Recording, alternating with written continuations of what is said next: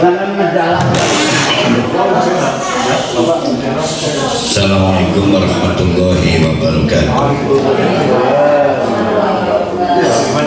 Alhamdulillahirabbil alamin. Nahmaduhu wa nasta'inuhu wa nastaghfiruh wa na'udzu billahi min syururi anfusina wa min sayyiati a'malina. May yahdihillahu fala mudilla lahu wa may yudlilhu fala hadiya lahu. Asyhadu an la ilaha illallah wa asyhadu anna Muhammadan abduhu wa rasuluh la nabiyya ba'da. Kita meneruskan kajian juz 27 pagi ini surah At-Tur. At-Tur atau Wat-Turi wa kitabim mastur.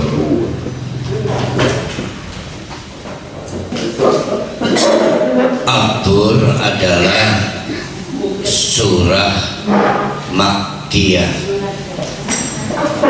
berarti turun sebelum Nabi hijrah. Audiennya atau mukhatabnya adalah orang-orang Mekah. Seluruh surat-surat atau ayat-ayat Makkiyah paling tidak ada 3 tema. Yang pertama adalah upaya Allah meyakinkan orang-orang kafir Quraisy di Mekah bahwa hari kiamat itu pasti terjadi. Itu yang pertama, selalu temanya seperti itu. Tema kedua, menanggapi tuduhan orang-orang kafir Quraisy Mekah soal kenabian Nabi Muhammad yang selalu dituduh tukang sihir, orang hilang akal, majnun. Dan yang ketiga, ayat-ayat atau surat-surat Makkiyah itu temanya meyakinkan bahwa Al-Quran itu asli kalamullah, bukan ucapan apalagi pikiran Nabi Muhammad.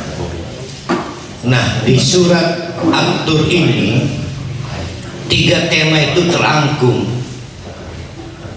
Jadi 3-tiganya ada di dalam surat At-Tur ini, sehingga surat At-Tur yang secara keseluruhan berjumlah 49 ayat ini ingin menjawab 3 hal sekaligus, yaitu yang pertama soal kepastian hari kiamat, yang kedua soal kenabian Nabi Muhammad, dan yang ketiga soal Al-Quran itu adalah asli kalamullah, bukan pikiran atau ucapan Nabi Muhammad. Tapi masalahnya yang dihadapi tetap orang kafir Quraisy. Orang kafir Quraisy itu sebagaimana yang sudah kita sering bicarakan, tetap belum percaya soal kiamat, apalagi membayangkan ada orang mati, dagingnya sudah hancur, tulangnya sudah hancur, kok bisa direkonstruksi ulang lalu mempertanggungjawabkan segala hal di dunianya. Itu problem sulit. Juga tentang neraka dan surga. Oleh karena itu, bapak-bapak, ibu-ibu, cara Allah melukiskan neraka dan cara Allah melukiskan surga itu di Quran ini Pak, itu disesuaikan dengan pembaca atau pendengarnya. Pendengarnya orang kafir Quraisy kita ini. Contoh begini, di dalam surga nanti kita akan dapat buah-buahan.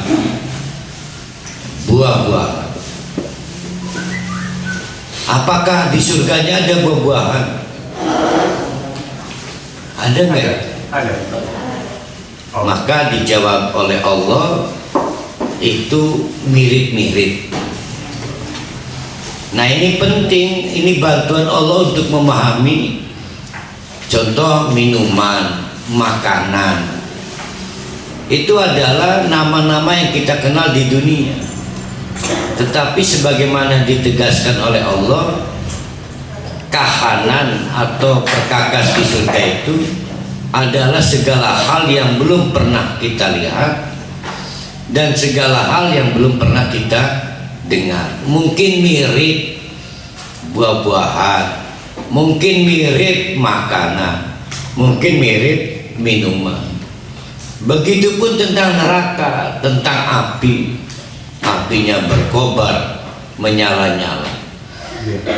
Apa ia sama dengan api kita? Wallahu a'lam bishawab. Sehingga kaidahnya apa yang dilukiskan Al-Quran tentang surga itu sekian persennya doang, dan juga tentang neraka itu murni dalam rangka membantu terutama orang-orang kafir Quraisy dan juga kita yang belum yakin tentang kiamat itu. Maka dibuat bantuan. Cara membantunya adalah skala perbandingan. Bandingkan dengan minuman homer kita. Di surga homernya nggak bikin mampu, kan ada begitu kan. Nah di surat Tatur juga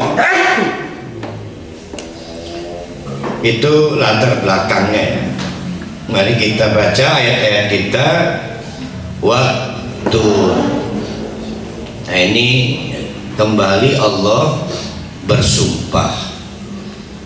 Sama dengan kita kadang-kadang menggunakan sumpah untuk meyakinkan pihak lain yang masih ragu. Nah watur juga untuk menegaskan yang masih ragu. Cuma yang jadi masalah yang digunakan sumpah berbeda dengan azariyah. Ini atur. Ada jibal atau jabal, ada atur. Jabal juga gunung, atur juga gunung. Bedanya jabal itu gunung watu khas yang ada di Mekah. Tidak mungkin ada pohonan tumbuh. Maka jabal adalah gunung yang tidak tumbuh pohon. Lawannya tur, pohon seperti yang di puncak, di Pandeglang, apa gunung apa itu Kencana ya? Gunung Karang, yaitu gunung-gunung yang lebat ditumbuhi pohon. Tur.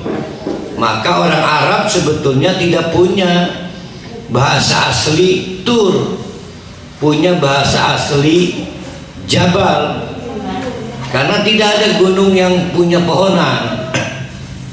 Berarti tur bahasa serapan, bukan asli bahasa Arab, bahasa serapan Syria, kemudian diserap menjadi bahasa Arab oleh Al-Quran, atau gampangnya diarabkan, kemudian jadilah atur.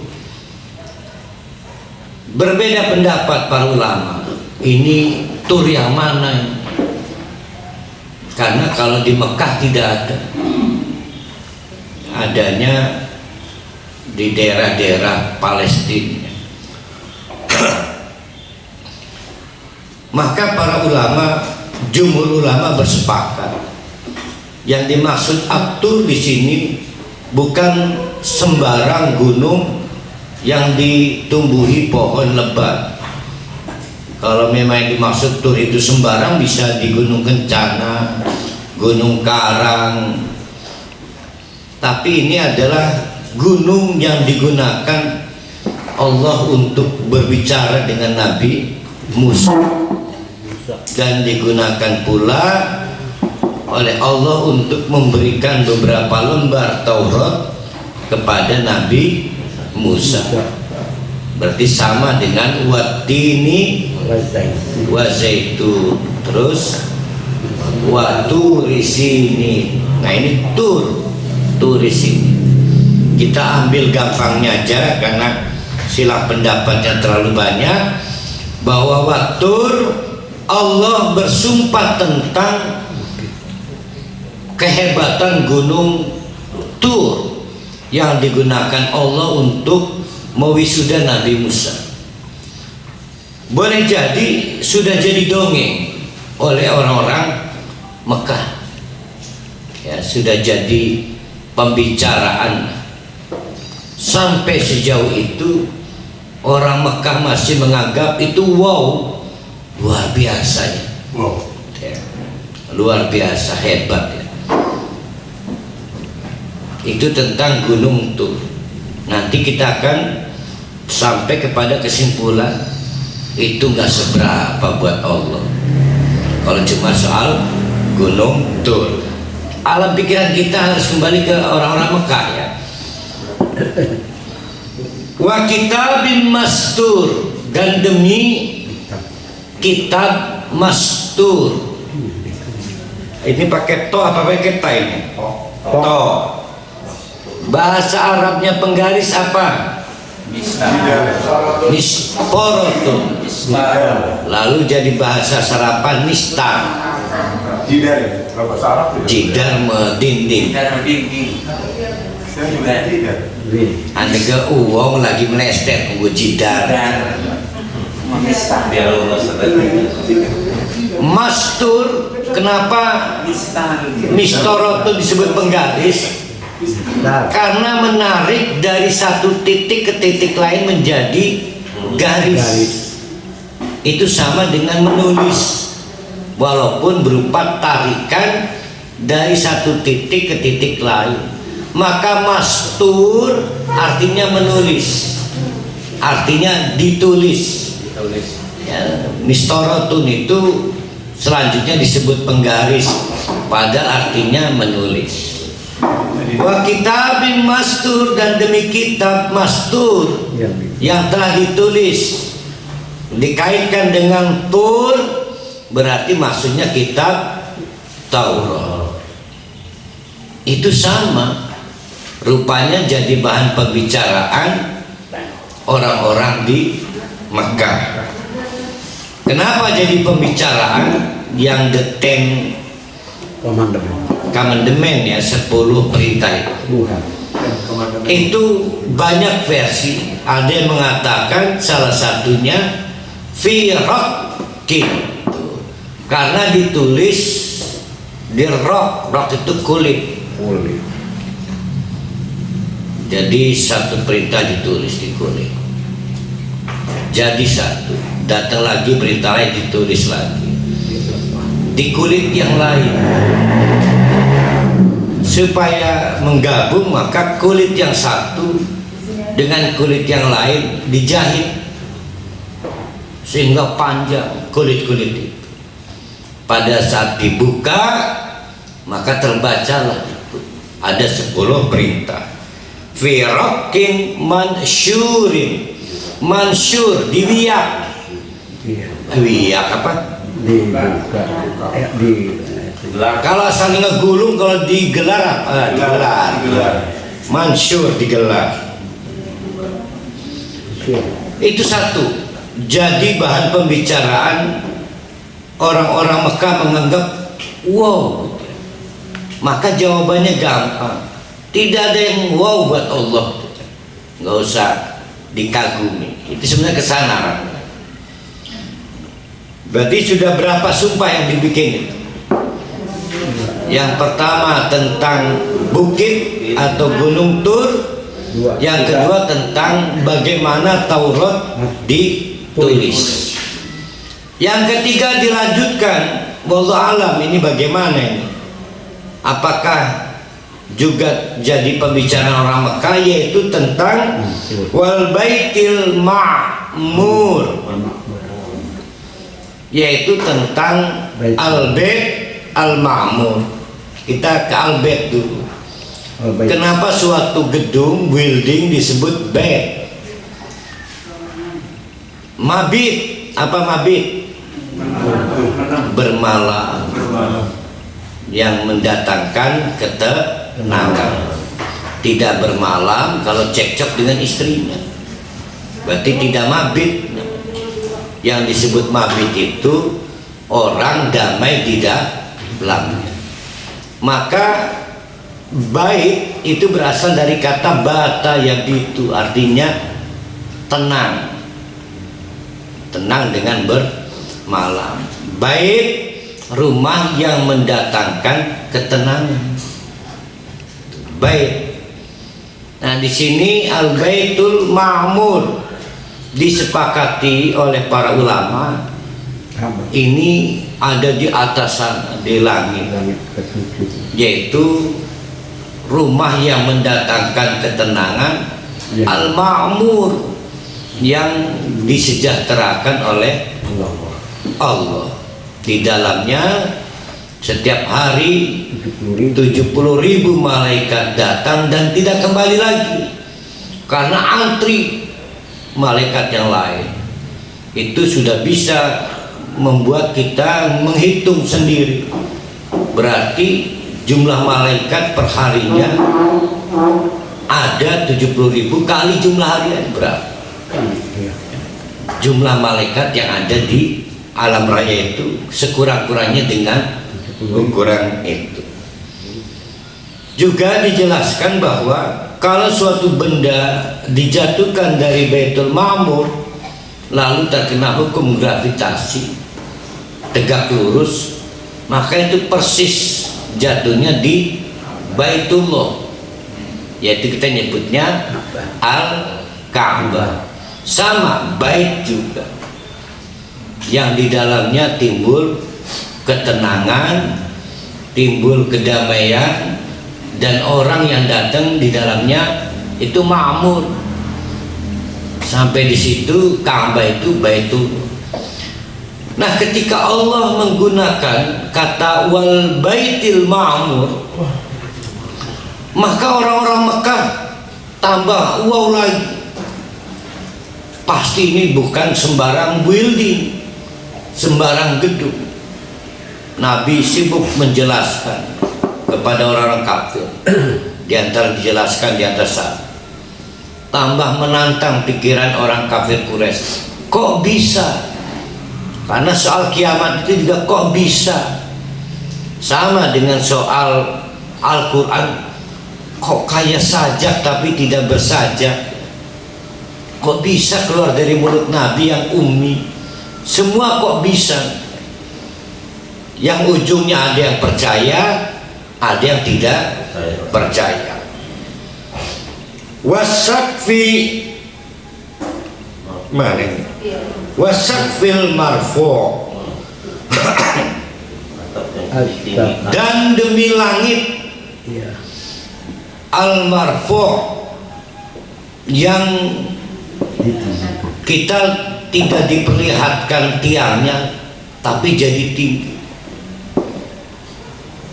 Ini orang-orang kafir Quraisy ditantang, lihatlah langit, pernah tak kita lihat pilarnya, tiangnya kok tetap kokoh di atas? Kok bisa ya?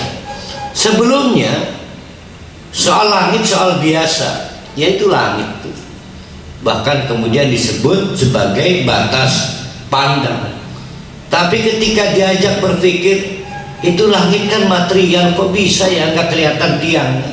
Baru timbul pemikiran, ya kok bisa ya? Nanti akan dijawab, itu soal mudah buat Allah.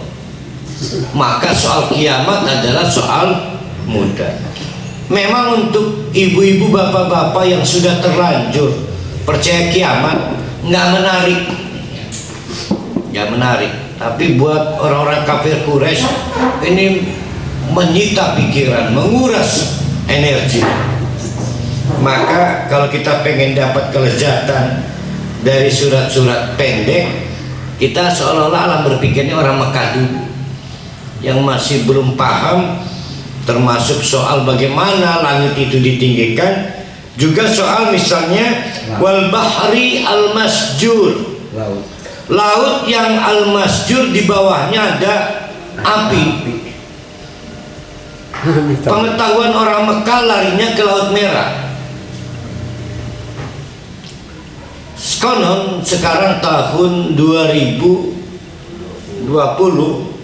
sekitar tahun 2000 diketemukan dan videonya beredar.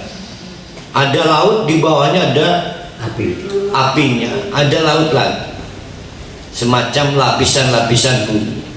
Dan kita udah sering diingatkan oleh Al-Quran, 7 lapis langit, 7 lapis bumi, ya. Nah, di bawahnya ada laut. Tapi itu tahun 2000. Kita bicara soal orang Mekah, pikirannya bukan soal mencari di mana itu laut yang ada apinya. Untuk sementara percaya aja ada api di bawah laut. Kok bisa sih? Jadi nggak bicara mana buktinya. Kalau bicara mana buktinya, kita ini sekarang penelitian. Orang Mekah itu masih berpikir, masa iya sih? Gak usah masa iya lah, namanya juga Allah kan. Itu manfaat, faedah dari sumpah-sumpah itu. Apa faedahnya? Allah ingin menegaskan inna azaba rabbika lawaqi'. Ini intinya, ini doang.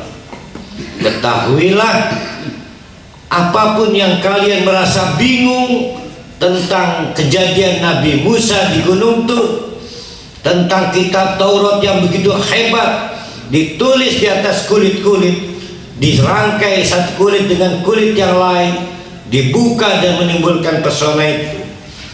Juga tentang perbincangan rumah Allah di atas langit dan fenomena langit yang ditegakkan tanpa pilar, fenomena adanya lautan adanya api di bawah lautan.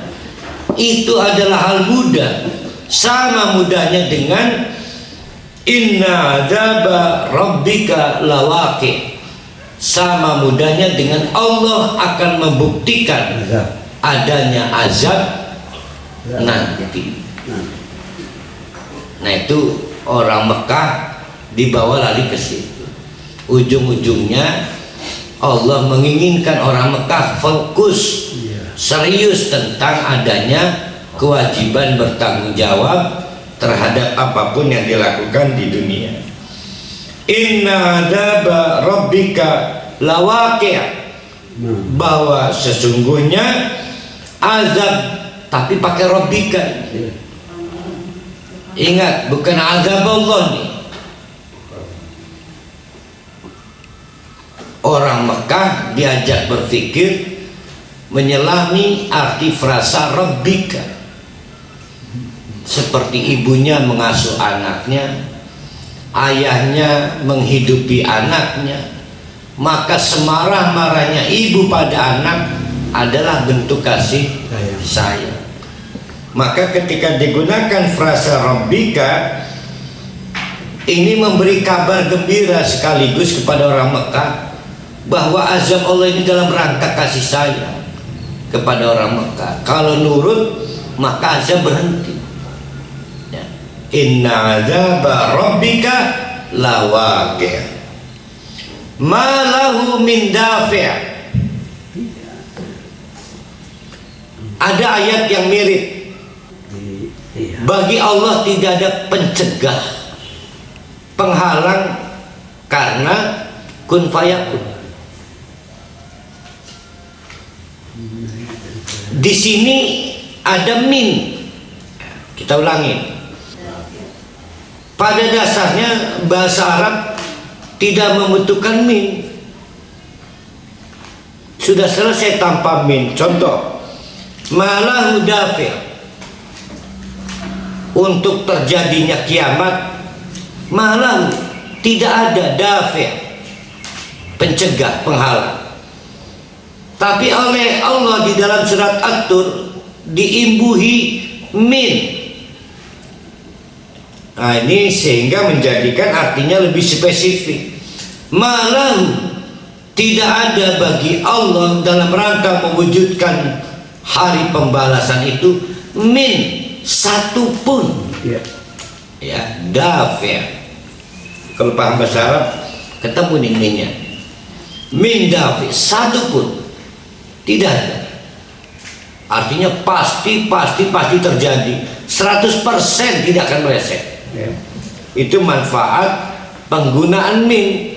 Bagi orang Mekah itu mencengangkan karena min ini penting.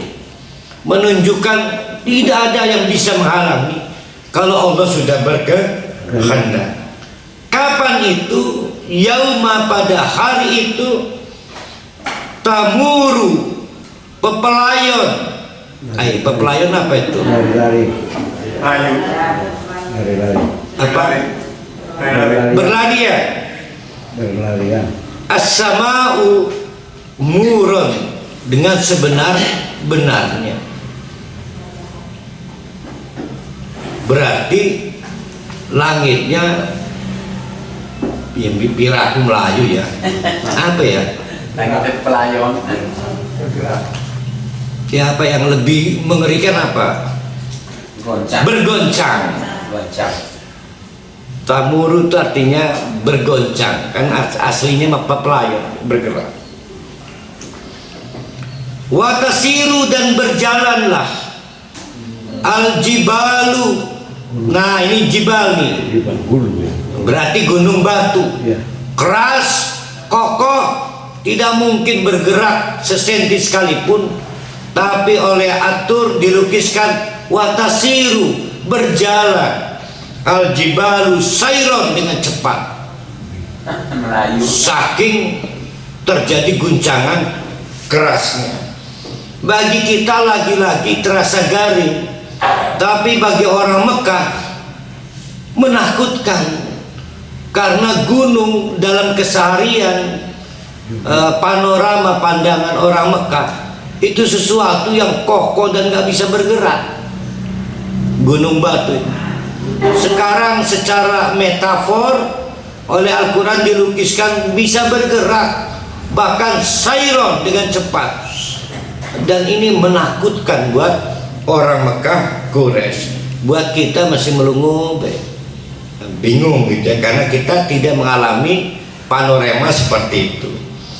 Fawailun, maka celakalah yauma idin, pada hari itu, lil mukadzibin, yaitu kepada orang yang sebetulnya sudah percaya tapi berbohong. Sudah percaya, nggak mungkin ada halangan buat Allah, pasti terjadi. Tapi bagaimana? Dia mungkin akan diboikot oleh suku-sukunya, maka memilih menolak percaya. Tapi bagaimana? Dia punya kepentingan bisnis yang tidak sesuai dengan ajaran Nabi, maka pura-pura tidak percaya, maka disebut al-mukadzibin. Jadi bapak-bapak, ibu-ibu, sampai sejauh itu ada kemajuan bahwa surat-surat atau ayat-ayat Makkiyah itu sukses sebetulnya mendelivery, menyampaikan pesan, tapi belum bisa membuka mata hatinya. Ya. Berarti tinggal apa ini problemnya? Sebetulnya orang Mekah sudah percaya Nabi Muhammad ini benar, ini Nabi, walaupun mereka tahu kecilnya. Mereka juga percaya kalamullah yang diucapkan oleh Nabi bukan buatan Nabi, karena mereka tahu kecilnya Nabi. Ya. Tinggal satu persoalan, kiamat itu kapan, bentuknya bagaimana. Dan itulah yang kemudian dieksplor, terutama di Juz Amma, di Juz 29, dan kita sekarang ketemu di Juz 27, masih problem yang sama, yaitu tentang menyampaikan pesan bagaimana kiamat dan bagaimana surga itu. Fawailun yauma idzin lil mukadzibin. Kenapa mereka disebut al-mukadzibin? Ya tadi itu, setidaknya dari 3 masalah, 2 sudah percaya, 1 belum paham karena belum ada video tentang neraka, belum ada video tentang surga atau pamflet atau apapun yang menceritakan kiamat itu bagaimana. Tapi 2 sudah percaya soal Nabi, soal kalamullah. Maka mereka disebut al-mukadzibin. Siapakah al-mukadzibin itu? Siapa al-mukadzibin itu?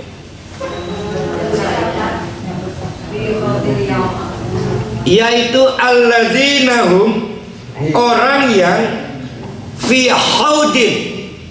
Apa haudin? Bi haudin bermain-main.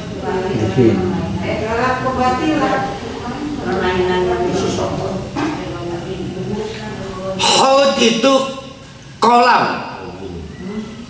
yang menyebabkan kaki kita nggak pernah berpijak di dasar air, mengambang. Haud yang bermain-main. Oh, itu terjemahnya main-main ya? Yaudah, pegang dulu main-main, nggak apa-apa. Yang main-main ialah abun.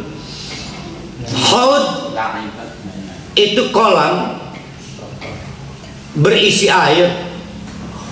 Berapa kemampuan kita berpijak di dasar? Nggak lama pasti mengambang. Ya.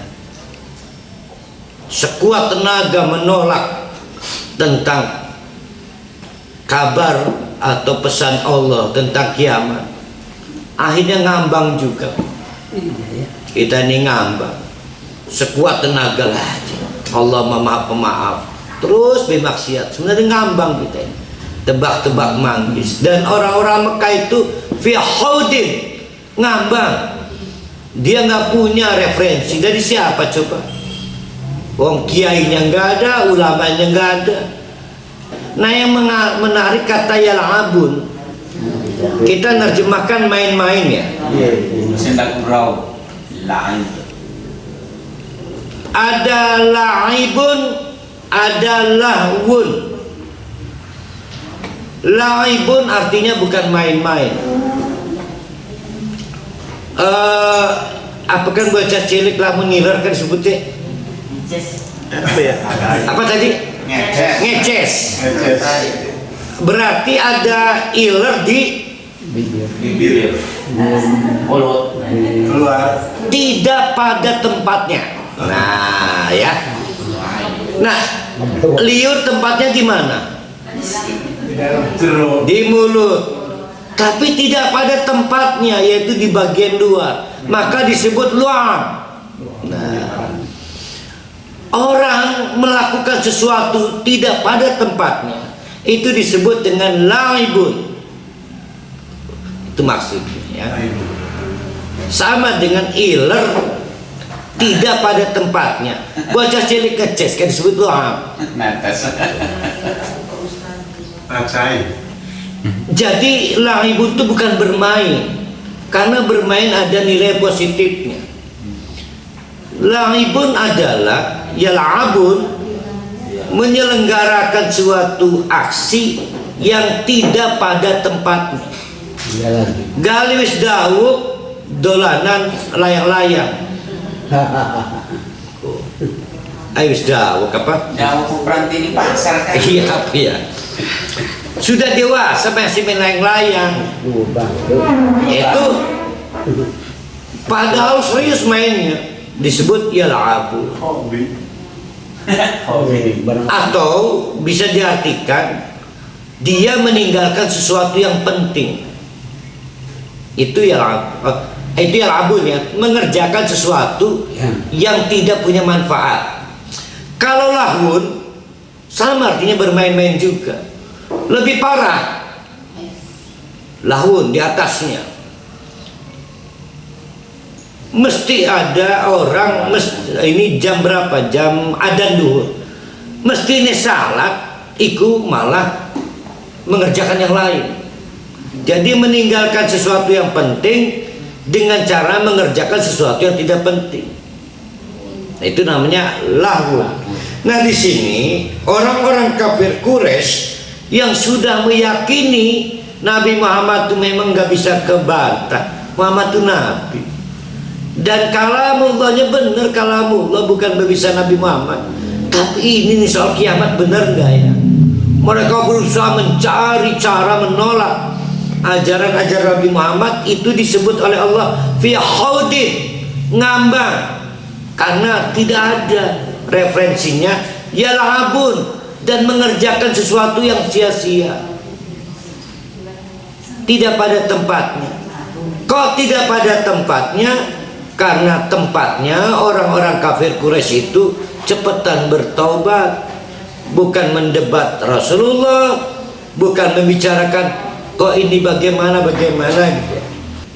Jadi orang yang sibuk dalam perkara-perkara yang haud, mengambang, itu disebut yal'abun.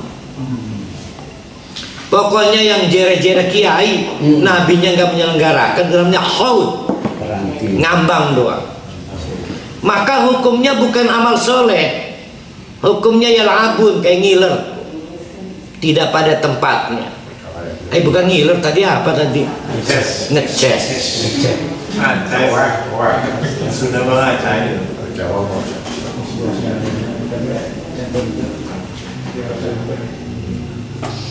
Yauma yuda'una ila nari jahannam da'a, yaitu pada hari, bayangkan oleh kita, didorong oleh Allah. Yuda'una, didorong. Sekarang ilustrasikan didorong, bahasa Pontang paling enak nih, dijorogakan, paling enak. Dijerong, nah yang benar mah dijorogakan.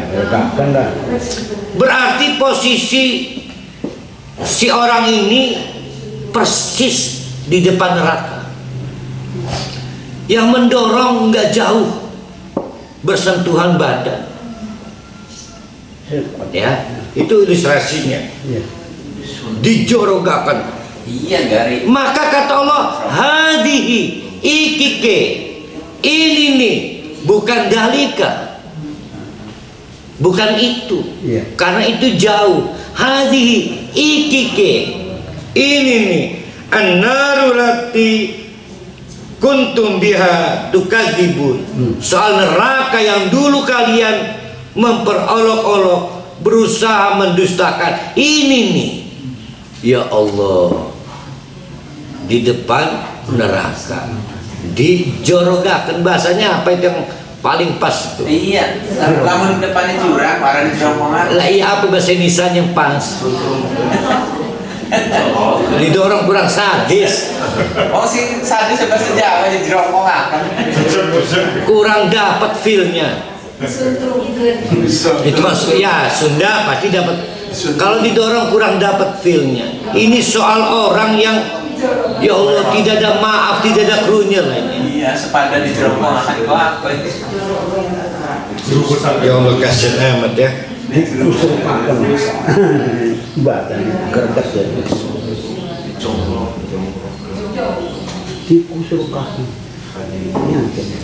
Apa sihrun hada? Am antum la tubsirun? Yo, sudah mulai itu ada kejebur di neraka. Kamu bilang mas ini soal sihir? Apa sihrun? Ya Allah ya. Jadi kita sering gregetan ke anak. Kita sendiri pengen ini. Ya begitu ya. Ya. Islauha, terus kamu masuk dalamnya. Fasbiru, sok silakan. Kamu mau sabar, bayangkan di neraka ini judul ini. Aula tasbiru, atau kamu milih sabar, sawaun alaikum. Enggak ngaruh. Jadi lagi suruh sabar gimana, lagi gabung geni ya. Kamu sabar nggak ngaruh, kata Allah. Innama tujzauna ma kuntum ta'malun. Nah ini hati-hati nih kalimat ujungnya. Seperti apa kita di neraka? Kualitas neraka ya. Kualitas siksa neraka itu adalah ma kuntum ta'malu. Sebanding dengan yang kita kerjakan di dunia. Tidak dikurangi, tidak dilebihkan. Kualitasnya. Kemungkinan ada dua orang yang sama pergaulannya di dunia, tapi di nerakanya tidak sama kualitas siksaannya. Itu sangat dipengaruhi oleh amal di dunia. Nah itu suasana di neraka. Kira-kira kalau bapak-bapak, ibu-ibu jadi orang Mekah, berubah pikiran nggak untuk ikut Nabi Muhammad? Jadi orang Mekah sedikit ternyata yang berubah. Kenapa? Karena memang ada problem. Jualan Nabi Muhammad itu laku di orang-orang miskin. Nah ini yang al-mukadzibun ini pemilik kapital, kepemilik status sosial, punya perasaan khaud, was-was, jangan-jangan karir sosialnya jatuh, berdampak buruk, terdampak gengsi ya, ekonomi, kemudian gengsi segala. Masa disamakan dengan orang-orang proletar ya, orang-orang miskin. Jadi ada problem di situ itu. Nah maka kita masuk ke tawaran kedua. Ada orang gagal takut tapi tergiur pada iming-iming oleh yang lain, yaitu tentang surga. Kata Allah, innal muttaqina fi jannatin wa na'im. Kata muttaqin tentu tidak sepelik di Madinah. Ini untuk alam Mekah. Yang disebut muttaqin itu simpel, sederhana. Belum ada sholat, belum ada zakat, belum ada haji. Tapi kata muttaqin itu artinya yang serius takut soal kiamat. Sederhana aja. Gitu ya. Itu masih sederhana isinya. Innal muttaqina, maka orang yang sekarang menunjukkan rasa percaya serius kata Allah melalui Nabi Muhammad kepada orang-orang Mekah kepada adanya kiamat, itu pasti fi jannatin wa na'im. Jannah apa di situ artinya? surga, Surga ya. taman. Janin artinya janin, apa janin? Yang tertutup di rahim kandungan, tertutup. Jin tertutup pandangan kita sehingga nggak bisa lihat dia, metafisik. Majnun yang tertutup akal pikirannya. Konsep dasarnya jannah itu bukan kebun, bukan taman, tapi area tertutup. Cuma dibuat simpel artinya surga. Jadi konsep yang diperkenalkan kepada orang Mekah, maka orang-orang yang bertakwa itu fi jannatin, akan berada di kawasan tertutup, wa na'im, yang menyenangkan. Dia nggak sembarang orang bisa masuk. Jannah, kawasan tertutup, itu arti asalnya. Cuma dibuat gampang artinya surga. Sedangkan surga sendiri punya banyak nama sebetulnya. Iya.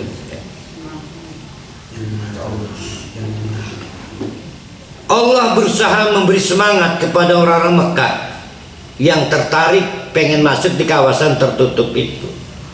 Bagi yang beruntung berada di kawasan tertutup, akan disambut oleh Allah.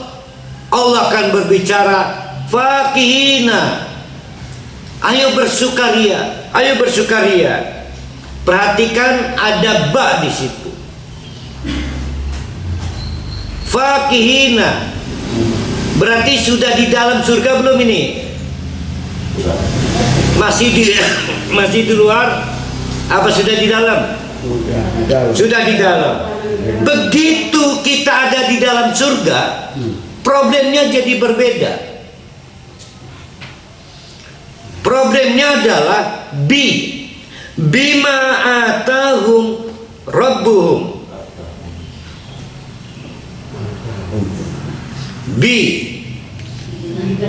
Bima atahum rabbuhum. Jadi fakihina itu belum dapat layanan surga. Kalau tadi apa yang orang di neraka dijorogakan, sama nanti Bu Neng berada ngelamun aja, katuran kata Allah, fakih, katuran masuk, silakan masuk. Bayangkan silakan masuk itu bima atahum, hanya karena karunia-Nya Allah. Tuh ya.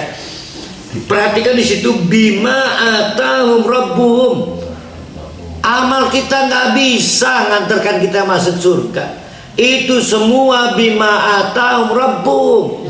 Hak prerogatif Allah, karena Allah sayang ke kita, maka kata Allah, bunyi katuran masuk.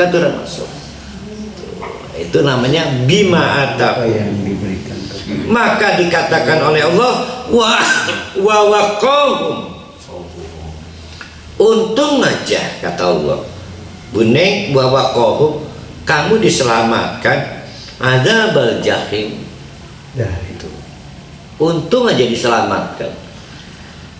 Ada kemungkinan kita masuk surga, sebetulnya pantasnya kita masuk neraka dulu. Ya, ada kemungkinan kita itu masuk surga, sebetulnya kita itu pantasnya masuk neraka dulu. Maka kata Allah, wa waqahum, diselamatkanlah oleh Allah rabbuhum, oleh Tuhan yang maha mengasihi, mengayomi kita, adzabal jahim. Faktanya berarti kita nggak jadi masuk neraka. Kata Allah, katuran fakihin, ayo di sini nanti kamu bersukaria. Berarti sampai di situ karena rahmat Allah. Apa yang kemarin di catatan hari Ahad kemarin? Adla bi'adlillah, ada bifadlillah. Inilah yang dimaksud dengan fadlullah. Nah, kita sekarang udah mulai masuk nih. Bu Neng masuk di surga. Berarti sudah di dalam. Sudah, maka kata Allah, kulu, ayo nikmati makanannya itu, washrabu, nikmati minumannya. Tapi ada tapinya, hanian, ditambah bi lagi. Yang tadi bima atahum, sekarang bima kuntum ta'malun. Akan berbeda minuman Bu Neng dengan Bu Suhira. Akan berbeda minuman yang dinikmati Bu Neng dengan Bu Ima. Bima kuntum ta'malun, sesuai dengan prestasi di dunianya. Paham nggak tuh? Ya. Kita akan masuk surga betul-betul karena rasa kasihan Allah. Tapi kita sama-sama masuk surga, akhirnya terbedakan kualitas makanan kita, kualitas minuman kita sesuai amal ibadah kita di dunia. Tuh. Berarti cara kita masuk surga bifadlillah, cara kita menikmati fasilitas surga bi'adlillah. Gitu ya? Ya. Tuh. Itu gara-gara bi itu. Hati-hati ya. Saya ulangi ini menarik yang 19 supaya kita paham kenapa kita butuh kerja keras, amal soleh, karena ingin layanan kita semakin VVIP. Kulu, sekarang mulai rasakan makanan dari Allah, washrabu, minuman dari Allah, tapi hanian, dengan sebab bima kuntum ta'malun, apapun yang kalian lakukan sebagai amal di dunia akan menjadi berbeda antara kita dengan yang lain walaupun sama-sama di surga. Ya, sing penting bisa masuk surga. Pikirannya apa tuh? Nah betul tuh. Maka akhirnya perasaan kita, ya Allah masih untung masuk surga. Perasaan kita ya. Tahu diri kita dalam surga itu. Oleh apa yang penting di surga gitu. Itu Tiket surga. muttaqiina, ayat yang terpisah, tidak bersambung dengan kulu washrobu. Ya. Artinya leyeh-leyeh bersandaran. Sehingga yang dimaksud bukan makan minum bersandaran. Ya. Muttaqiina ala sururin. Sudah sering kita bahas. Surur artinya ranjang berasik-asikannya. Muttaqiina, kita nanti di surga itu insya Allah ya, itu dalam keadaan bersandar nyantai, maskufa yang teratur. Wajawwaznahum bihurin ain. Lalu dipertemukan kita ya dengan pasangan yang ibu-ibu dipertemukan Allah dengan pasangannya, kita juga dipertemukan Allah dengan pasangannya. Tapi ini yang menarik nih, hurin ain. Ya. Hur berarti kalau artinya di situ, apa artinya di situ tuh?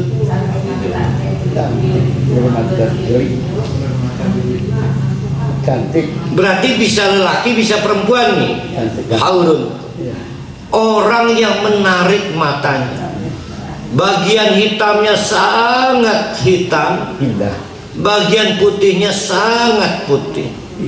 Mirip wong pontang lamun go sipatkan.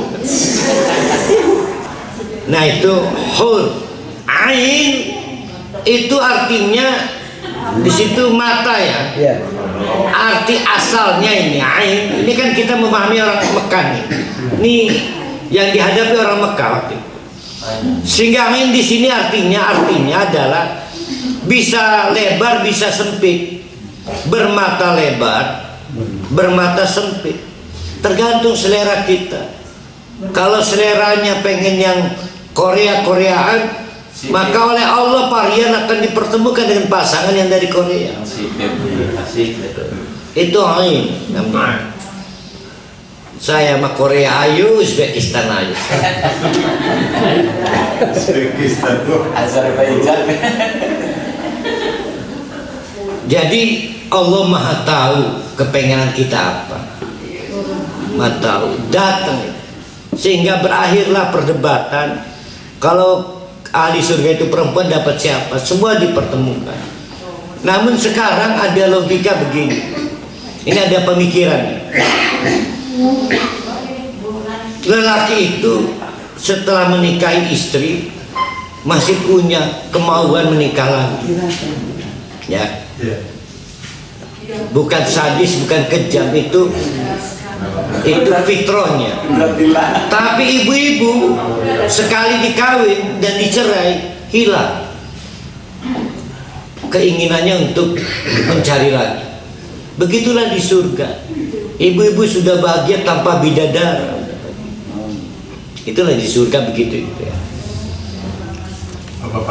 Bapak-bapak kan mencari terus. Karena bidadari adanya di surga, yang lebih banyak di surga bapak-bapak. Nah, Ibu nggak bakal cemburu. ibu-ibu. Nah ini kita akan berada di ayat 22 karena kunciannya di sini.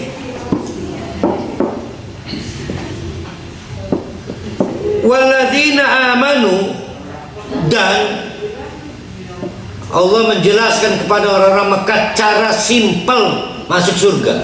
Ini orang-orang Mekah. Kata Allah, hei orang-orang Mekah, cukup kalian beriman. Tuh, menarik ya.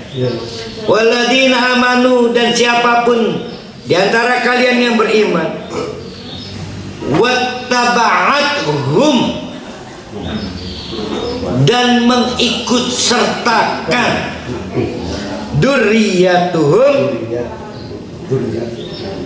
keluarga keturunannya, biiman, ikut serta beriman, Maka kata Allah, orang Mekah ini suka orang mangan ngumpul. Senajan ngelis yang penting ngumpul dulu. Maka mereka itu disebutnya itu kesukuan. Maka kata Allah, alhaqna bihim, nanti di surga itu dikumpulkan duriyatahum, keluarga mereka. Wa ma alatnahu min amali min syai', yang lokomotifnya itu siapa yang bawa nih? Parian, bawa istri, bawa anak, bahkan sampai cucu, semua ke bawah. Gara-gara Parian memperjuangkan iman di surga. Logika kita, kamu modal apa ikutan ayah? Modal ayah.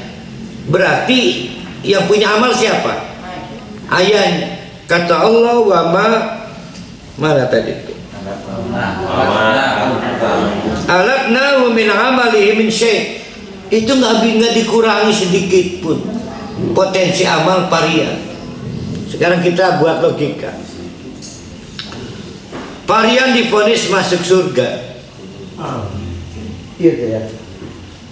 Ternyata ada recording bahwa waktu di dunia sibuk menyelamatkan anfusaku, anak istrinya. Maka kata Allah, cari itu anak istrinya, dikumpulkan, bawa Rian, bawa masuk surga, dibawa. Walaupun nanti kelasnya berbeda, Ya. Tapi pesona Parian bisa mengakhiri kelas itu. Kata Parian, manek. Maka berkumpul dengan Parian.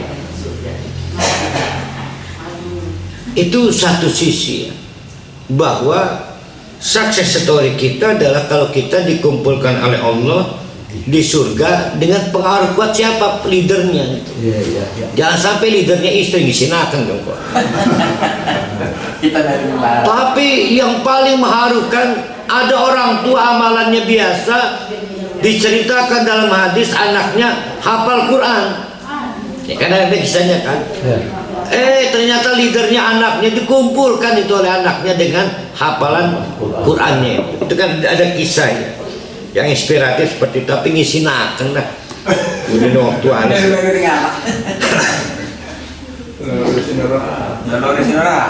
Nah, yang dimaksud ini yang menarik nih. Kita akan terjemahkan ujung ayat 21 ini, hati-hati. Kullu mri'in bima kasaba rohinun. Apa terjemahan depannya itu? Yang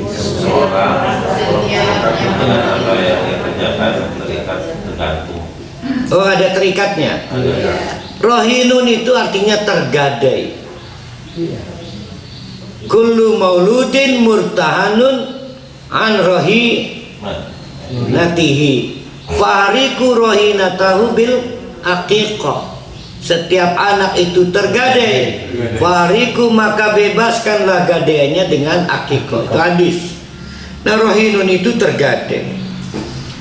Parian itu tergadai oleh Allah, surganya bisa ditebus bima kasaba, dengan amal soleh.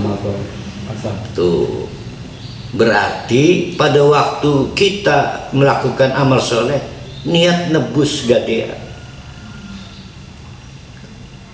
itulah motivasi kita. Tapi sekali lagi Allah itu maha pengampun, maka Allah ngampuni. Mungkin kurang gadeannya itu, tebusannya dari gadean. Kita tebus rohinun, kita ini tergadai, kita tebus dengan amal soleh. Nah, ada anak istri tidak mampu nebus, kita tebuskan juga dengan amal. Berarti begini, oke, Parian sholat duha, niatkan sholat duha itu juga menjadi penebus untuk surga istrinya, surga anaknya. Kita akan selama ini bicara, Ustaz, kurban bisa nggak untuk kurban istri dan anak? Gua ngejawab deh. Padahal seluruh amal soleh, gitu ya. Kenapa sih ngeributi kurban doang kok? Seluruh amal soleh niatkan bahwa ini ya Allah, tolong salat duha saya ini juga untuk menebus surga istri saya, anak saya, keluarga saya. Itulah fungsi strategik rohinun itu. Luar biasa ya. Amal tidak seberapa tapi bisa menebus. Nah, kita akan berakhir di ayat 22. Wa amdadnahum, dan ditambahi fasilitas di surganya bifakihatin, dengan buah-buahan. Sudah barang tentu tidak sama. Ini hanya untuk membantu ilustrasi kita. Walahmin, dan buah-buahan mimma yastahun, yang menjadi kesengsem kita selama di dunia. Dan nanti ayat berikutnya bahasa surga kita lanjutkan besok. Aku luka lihada wastaghfiru innahu ghafurur rahim. Assalamualaikum warahmatullahi wabarakatuh.